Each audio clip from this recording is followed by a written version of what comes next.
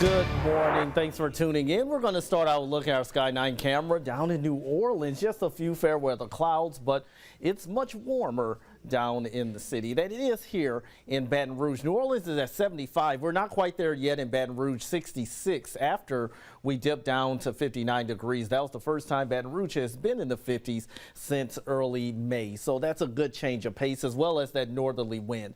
We're not going to have any problems inland, but you'll notice along the coast and offshore, they are going to be dealing with some pretty gusty winds. That's where small craft advisories are in effect. So keep that in mind if you plan on heading to the coast. Other than that, it's going to be a beautiful Friday across the entire region. It does appear that the weather is going to stay nice into the weekend, but we will have some changes next week, not necessarily in the form of precipitation, but it looks like things will be warming back up again across the area. So let's talk about your local weather for your Friday.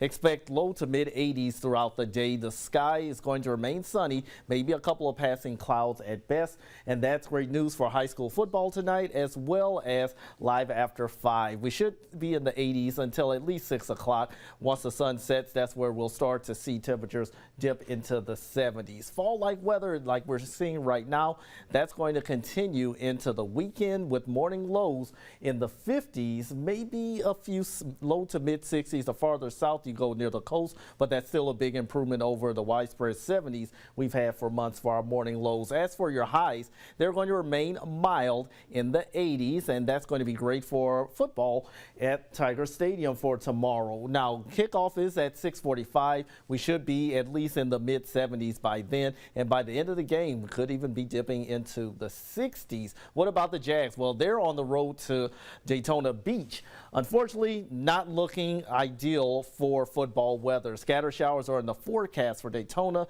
Kickoff is at 2 o'clock Central Time. And notice temperatures okay in the 70s, but the rain gear is definitely going to be a necessity for the Jaguar fans. The tropics, on the other hand, we still have a couple of systems out there. Karen's a subtropical disturbance, but Jerry is the one that we're watching, not necessarily for the East Coast. That's not going to be impacting residents from Florida up into the nation's capital. However, you'll notice the Leeward Islands getting on some showers and storms and a little bit of wind as Jerry starts to make that turn towards the north. One thing is that changed since this morning. The tropical storm watches have been discontinued, but there are still a couple of tropical storm warnings in effect for the northern Leeward Islands. Jerry has max winds of 50 miles per hour and is expected to pass just to the east of Bermuda, so they won't get a direct impact this time around, thankfully.